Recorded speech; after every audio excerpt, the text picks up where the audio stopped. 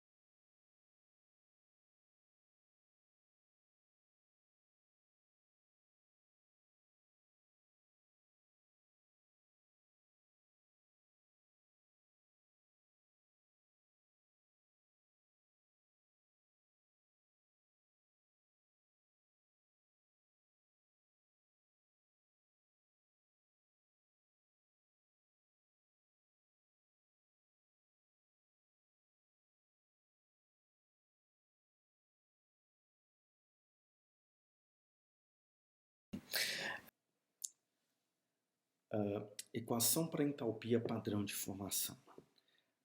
Nós temos uma importante propriedade que é a entalpia envolvida na formação de substâncias, tá? A partir dos seus elementos puros. Então, se nós tivermos, por exemplo, a formação da água a partir dos elementos puros, nós teremos hidrogênio reagindo com meio mol de oxigênio gasoso, formando 1 mol de água no estado gasoso. Bem, essa reação descreve exatamente a formação de uma substância a partir dos seus elementos puros. E essa definição é importante porque, como nós acabamos de ver anteriormente, substâncias puras no estado de mais baixa energia, nós temos por definição que a entalpia padrão de formação, isto é, o ΔH de formação de uma substância pura no estado de mais baixa energia, ela é igual a zero. E isso nós acabamos de exemplificar. É válido para hidrogênio, oxigênio gasoso, isso é válido para nitrogênio gasoso, para carbono, grafite, dentre outras substâncias simples no estado de mais baixa energia. Se a gente, então, utiliza a nossa definição de ΔH de reação padrão, isto é, a entalpia final, produtos, menos a entalpia inicial dos reagentes, fica fácil a gente entender a partir de uma reação genérica, né, em que os coeficientes estequiométricos dos produtos têm um negativo multiplicando, o negativo multiplicando os números estequiométricos, o ΔH padrão de formação da substância A, ΔH padrão de formação da substância B e assim por diante. Então, só para exemplificar, se a nossa reação genérica é do tipo A mais B, né, eventualmente outras substâncias reagindo, formando C mais D. Então, nós expressamos o nosso ΔH padrão da reação como sendo menos A, porque essa substância, na verdade, ela está sendo consumida e não formada, vezes o ΔH padrão de formação da substância A, menos B, ΔH padrão de formação da substância B, e agora temos o sinal positivo, porque, na verdade, essas substâncias estão sendo formadas, tá? Estão sendo produzidas. Então, a entalpia padrão de formação de C, de D, claro, multiplicado pelos respectivos números estequiométricos. Lembrando, esses números estequiométricos, eles são negativos para os reagentes, porque indica que esses reagentes estão sendo consumidos. Ao mesmo tempo, os produtos estão sendo formados, por isso, eles são acompanhados por esse sinal positivo. Bem, só para lembrar esses detalhes, tá? Então, nós podemos, a partir dessa noção de sumarizar esse princípio básico, de que o ΔH padrão de uma reação química, ele é simplesmente essa conta entre as entalpias padrão de formação das substâncias envolvidas na reação química. Lembrando, se essas substâncias envolvidas na reação química, elas estão no seu estado de mais baixa energia, isto é, no estado padrão, elementos puros, na forma alotrópica mais estável, então nós simplesmente podemos fazer essa continha. No caso da água, é interessante que o ΔH de formação padrão da água é exatamente o nosso ΔH padrão desta reação química, porque hidrogênio e oxigênio estão nos estados de mais baixa energia. Na nossa sequência, nós vamos ter então uma reação desse tipo. Esse é o primeiro exemplo. Calcule a entalpia molar padrão de formação do acetileno a partir de seus elementos no estado padrão. Então nós temos carbono grafite no estado sólido, reagindo com hidrogênio gasoso, formando acetileno gasoso. Lembrando que a estequiometria da reação é de 2 carbonos para 1 mol de hidrogênios. ok? Para nós resolvermos essa equação, a primeira coisa que nós temos que fazer é olhar nas entalpias padrão de formação. Veja bem, a entalpia padrão de formação do carbono grafite é zero, ou seja, o elemento carbono no seu estado mais estável é justamente o carbono grafite. Por isso a sua entalpia padrão ela é igual a zero, ok? A entalpia padrão de formação do CO2, a partir dos elementos puros, ou seja, carbono e oxigênio, ela já vai ser menos 393, ou seja, quando o carbono é formado a partir de carbono, quando CO2 é formado a partir de carbono e oxigênio, ocorre uma liberação de 393,5 quilojoules por mol de reação. Bem, a partir desses dados e coletando esses dados, né, para CO2, carbono grafite, né, metano e por aí outro, nós agora vamos montar o nosso esquema reacional. A primeira coisa que nós notamos aqui é que nós temos, então, tá, carbono grafite. Tá? Nós temos que arrumar uma forma de ter carbono grafite como reagente. Uma dessas maneiras é uma reação do tipo, tá?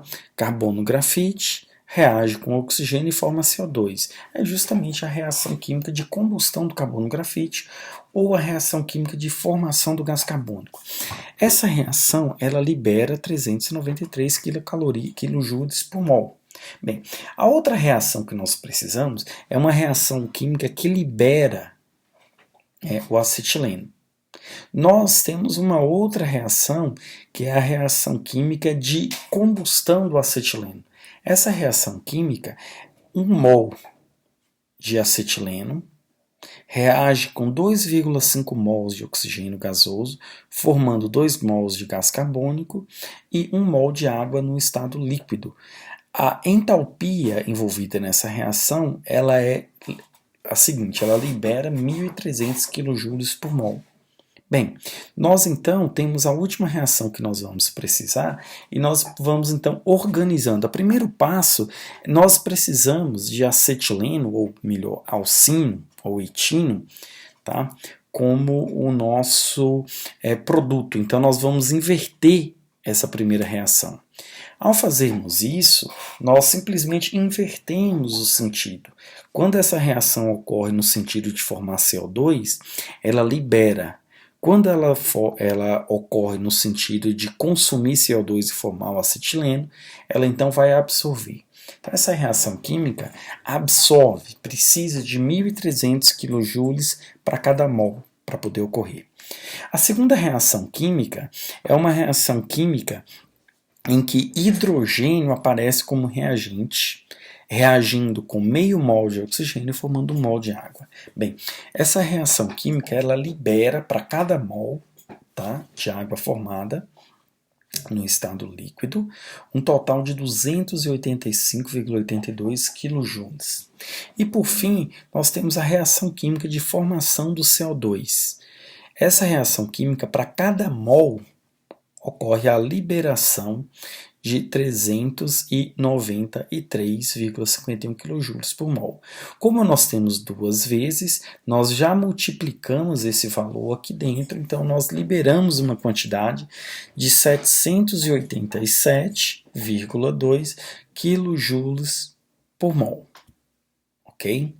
Bem, agora, pessoal, o que nós vamos fazer é verificar que no conjunto dessas reações químicas que nós vamos poder combinar, nós vamos observar que o produto de uma reação serve de reagente para outra reação.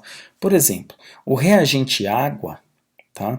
Ele é reagente na primeira reação química e é produto na segunda reação química.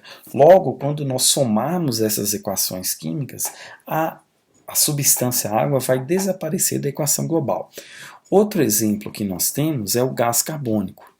2 mols de gás carbônico são consumidos na primeira reação e 2 mols de gás carbônico são formados na terceira reação. Obviamente, o gás carbônico também não vai aparecer na equação global.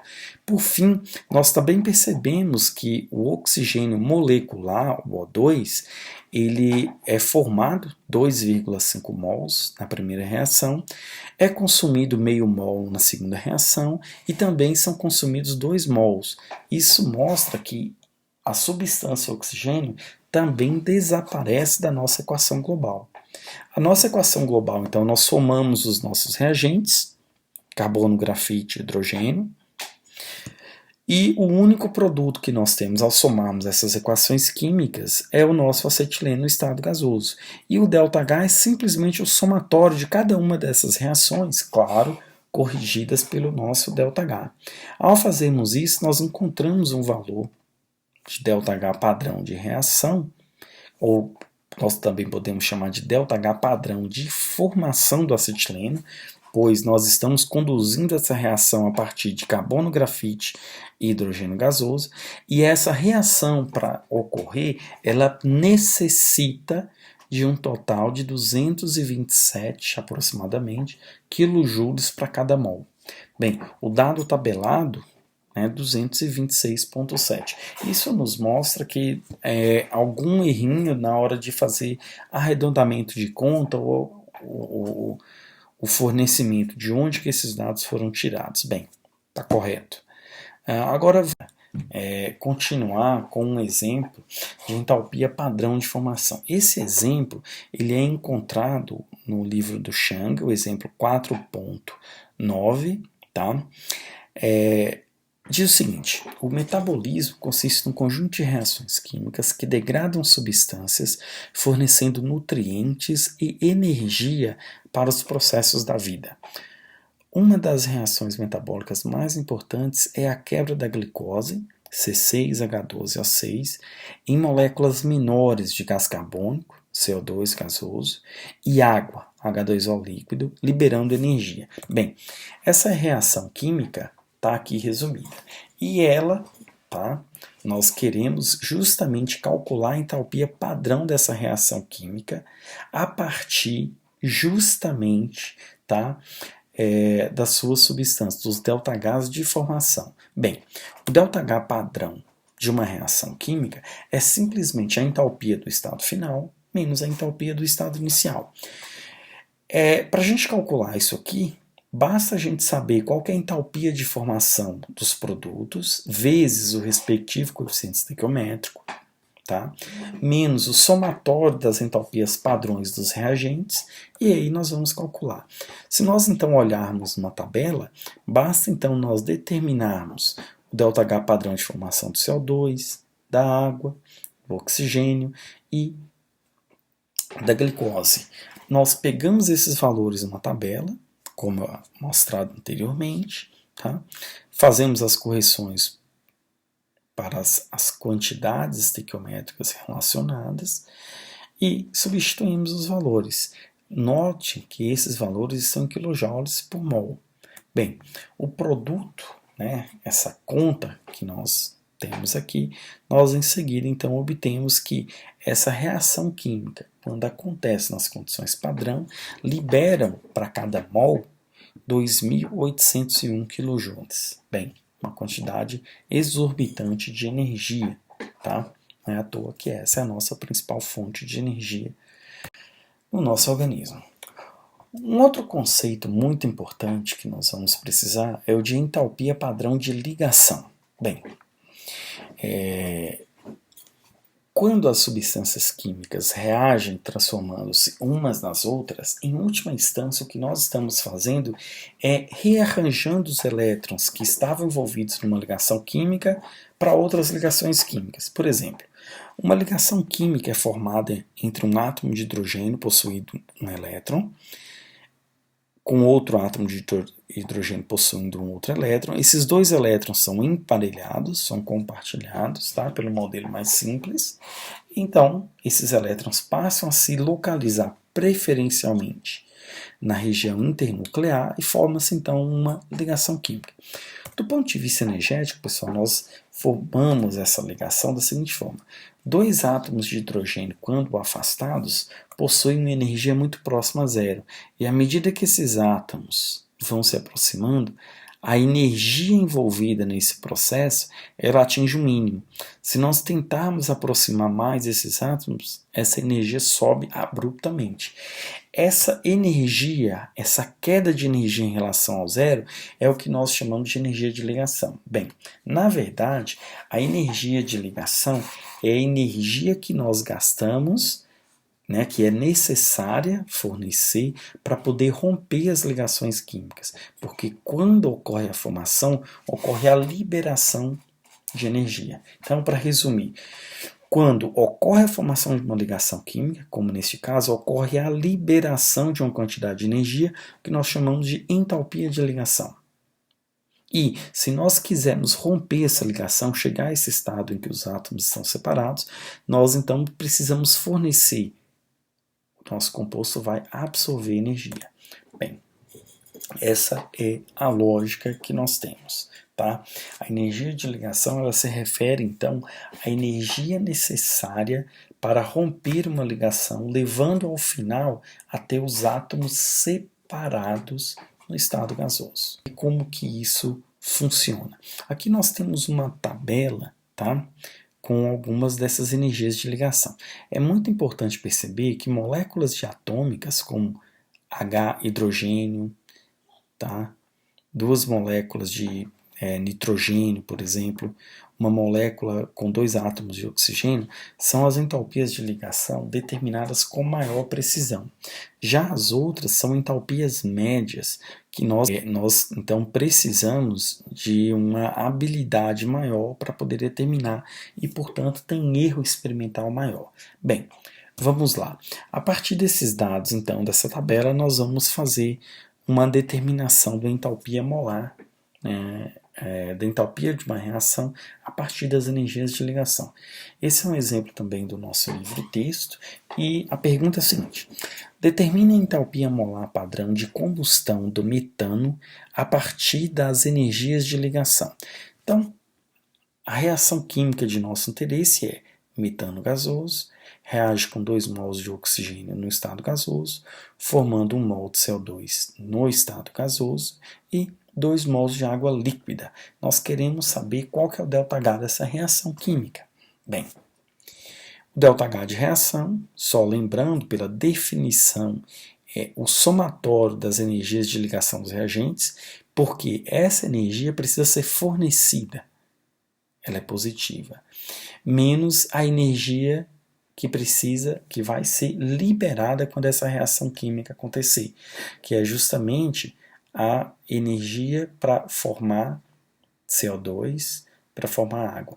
Cada ligação química nessas espécies vai liberar uma quantidade de energia, por isso que nós temos esse sinal negativo. Bem, ao fazermos essa continha, nós precisamos então ter 4 vezes a entalpia de ligação do CH, porque nós temos 4 ligações. Nós vamos precisar dessa energia aqui para quebrar esse composto, cada uma dessas ligações. Nós vamos precisar de 2 vezes a energia de ligação do oxigênio, porque nós temos 2 moléculas para romper uma ligação dupla.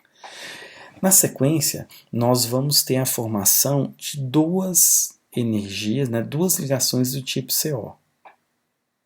E por fim, nós vamos ter 4 ligações do tipo HO, 2 em cada molécula de água. Como nós temos 2 moléculas de água, nós vamos ter 4 ligações. Bem, basta então agora a gente coletar esses dados. CH nós temos aqui, tá? HO nós temos aqui também, tá ok? HO, nós temos C dupla O, estamos aqui, só lembrando que no CO2 é 799 e por aí vai. Bem, então fazendo essas continhas, pessoal, nós chegamos então a uma entalpia padrão de reação de menos 784 kJ por mol. A próxima pergunta aqui é a seguinte: determine a entalpia molar padrão de combustão do metano a partir das entalpias molares padrão de formação, como nós já vimos antes no exemplo anterior. A resposta vai dar ligeiramente diferente, tá? E a questão aqui é, essas entalpias envolvidas nas ligações, quando nós temos moléculas poliatômicas, esses valores são médios para várias substâncias. E por causa desse valor médio, nós só podemos estimar o ΔH padrão de reação. Mesmo assim, ele é muito útil porque nós podemos ter uma molécula nova, nós podemos fazer uma síntese, uma modificação numa molécula existente, e então nós podemos desejar saber qual seria a entalpia padrão de reação quando essa substância reage com oxigênio. A primeira lei da termodinâmica nos diz que nós não precisamos queimar essa substância para saber esse calor. Basta nós empregarmos, tá, o conhecimento dessa primeira lei da termodinâmica e nós vamos determinar. Bem, por fim, então, pessoal, o que nós temos aqui agora é o seguinte, é a dependência da entalpia padrão com respeito à temperatura. O que nós determinamos como entalpia padrão de uma reação química, que são os dados tabelados, é quando essa reação química ocorre a 1 bar e, em geral, a 298,15 Kelvin. Nós, então, desejamos saber o seguinte, qual que seria esse ΔH padrão de formação ou ΔH padrão de reação numa outra temperatura? A resposta básica nossa trivial seria, vamos fazer essa reação em várias temperaturas e tabelar. Bem, obviamente nós podemos ter temperaturas que vão 0 grau, 15, 25, 25,5, 40, 50, 600 e por aí vai. E isso não seria prático. Porém, a nossa primeira lei da termodinâmica, ela nos possibilita ir muito além. Da nossa definição de capacidade calorífica, nós temos que a taxa de variação da entalpia com respeito à temperatura de um sistema, a pressão constante é a capacidade calorífica. Se nós dividirmos por mol de substância que nós temos o que é definido como entalpia ou capacidade calorífica a pressão constante molar. Que é justamente a taxa de variação da entalpia molar com respeito à temperatura, à pressão constante. Agora, e se nós não quisermos calcular como que a entalpia varia, e sim como que a variação da entalpia varia com respeito à temperatura? Ou seja, D de ΔH com respeito à temperatura. E isso vai nos dar como que a nossa capacidade calorífica molar muda. Ou seja, é o delta capacidade calorífica, a variação da capacidade calorífica. Bem, em termos práticos, o que nós desejamos saber é o seguinte, nós temos uma reação química ocorrendo a uma temperatura T1, tá? Nós então queremos saber o seguinte, qual seria a entalpia dessa reação se ela ocorresse em outra condição experimental, em T2. E a resposta nossa, que é muito simples aqui, vai fazer o seguinte, nós vamos calcular o quanto de energia que nós temos, Cp dos reagentes vezes ΔT, para levar os nossos reagentes à temperatura T2, nós vamos computar esse valor, depois nós vamos computar o valor de levar os nossos produtos na temperatura T1 até ter os produtos na temperatura T2, separadamente, e aí sim, nós agora vamos poder calcular o nosso ΔH na temperatura T2. Simples assim. Bem, vamos lá então. Essa aqui é como nós deduzimos a equação, tá? Nós podemos... o ΔH de uma reação é o somatório das entalpias dos produtos, menos a entalpia dos reagentes. Se isso acontecer nas condições padrão, então nós temos produto nas condições padrão e reagentes nas condições padrão. Tá? Se derivarmos com respeito à temperatura, tá? Essa expressão química, nós vamos ter derivada de cada entalpia molar padrão de cada produto com respeito à temperatura, menos o somatório das derivadas parciais da entalpia dos reagentes com respeito à temperatura. Por definição, como mostrado anteriormente, tá? Nós vamos ter que cada uma dessas derivadas é justamente a capacidade calorífica molar dos produtos, menos o somatório das capacidades caloríficas molares dos reagentes. E aqui, tá? O dt que estava dividindo, nós passamos multiplicando do lado direito da equação química. Nós agora vamos fazer uma integração de uma função de estado. Nós vamos ter, então, uma integração de T1 a T2, do somatório de CP dos produtos menos CP dos reagentes. Esse número aqui, por definição, é o nosso ΔCP, que é o somatório das capacidades caloríficas dos produtos menos a capacidade calorífica dos reagentes. Em resumo, após fazermos essa integração, nós vamos ter justamente que o ΔH padrão a temperatura T2 menos o ΔH padrão a temperatura T1 é simplesmente igual à variação de capacidade calorífica da reação, produtos menos reagentes, vezes a variação de temperatura, ou seja, T2 menos T1. Ao fazermos isso, nós simplesmente estamos calculando ΔHRT2 em relação a ΔHRT1 em função das energias que nós gastamos para levar os nossos reagentes a produtos. Bem, vamos então fazer esse problema aqui. Tá? A partir das entalpias padrão de formação das substâncias glicose, C6H12O6 gasoso, sólido, oxigênio gasoso, água líquida e CO2 gasoso nas condições padrão, foi possível determinar o ΔH de combustão da glicose em CO2 e água a 298 Kelvin e 1 bar.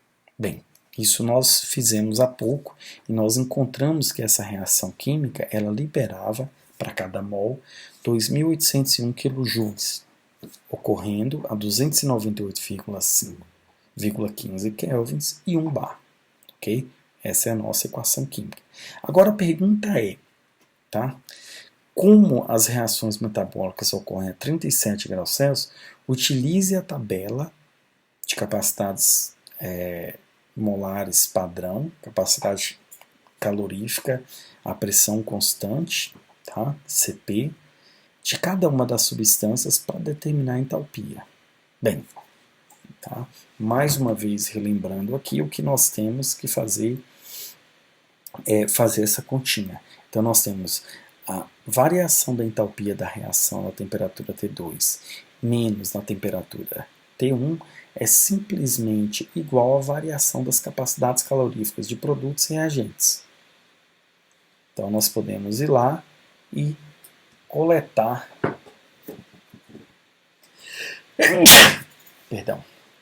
nós podemos ir lá e coletar esses dados. A capacidade calorífica do CO2 é 37,11, a capacidade calorífica da água é 75,291, a capacidade calorífica do oxigênio 29, ponto alguma coisa, do hidrogênio e da nossa molécula de glicose que é 218,16.